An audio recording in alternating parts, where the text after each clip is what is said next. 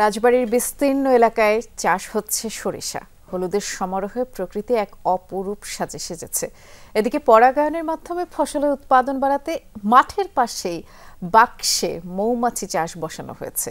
গুনগুন শব্দ, সরিষার মাঠে উঠছে মৌমাছি। কৃষি কর্মকর্তারা বলছেন, অতিবৃষ্টি এবং পেঁয়াজের দাম বেশি হওয়ায় সরিষার আবাদ এবার কিছুটা কমছে। একমাত্র ওয়ালটন এসি দিচ্ছে 1 বছরের রিপ্লেসমেন্ট গ্যারান্টি এবং কম্প্রেসারের 10 বছরের গ্যারান্টি। রাজবাড়ী সদর উপজেলার বিস্তীর্ণ ফসলের মাঠে শোভা পাচ্ছে চোখ জুড়ানো সরিষার হলুদ ফুল, আর মাঠের পাশেই চলছে মৌমাছি চাষ। গত বছর আমি কম ফসল পাইছি, এবার মৌমাছি দেখাতে ভালো একটা ফসল পাতেছি। মাঠের অবস্থা অত্যন্ত ভালো। আশা করা যাচ্ছে গেল বছরের তুলনায় এবার উৎপাদনটা বেশি হবে। উৎপাদন বেশি হওয়ার প্রধান কারণ হচ্ছে এটা পরাগায়ন ঘটছে বেশি পরিমাণে, মৌমাছির সংখ্যা বেশি, এই জন্য উৎপাদন বেশি আশা করা যাচ্ছে। আমি রাজবাড়ী শহর থেকে এই বাগমারা এলাকায় আসছি সরিষার ফুল দেখার জন্য। প্রতিদিন মানুষ এখানে আসে। তবে সরিষা আবাদের লক্ষ্য অর্জন নিয়ে সংশয় দেখা দিয়েছে।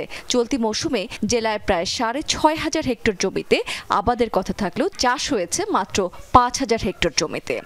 এবছর বৃষ্টি হওয়াতে যে কন্ডিশন না পাওয়াতে কৃষক সরিষা আবাদে কিছুটা অনীহা দেখা দিচ্ছে। তবে আমরা মনে করি খুব একটা বেশি কম হবে না। পরাগায়নের সরিষা যেহেতু একটা ইনডিটারমিনেট ফসল, ফুল ফুটতেই থাকে, এ বিষয়ে আমরা কৃষকদের পাশে আছি।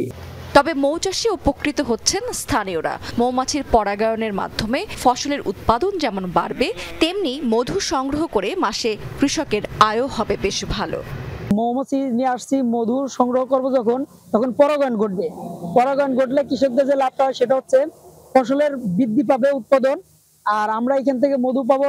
আমাদের শস্যের ফলন অনেকটা কম হতো। এবারে 2 বছর নাগাদ আমাদের মৌমাছি যখনই আমরা এখানে নিয়ে আসি, আমাদের শস্যের অনেক ফলন পাচ্ছি এবং আমাদের কৃষকের অনেক লাভ হচ্ছে।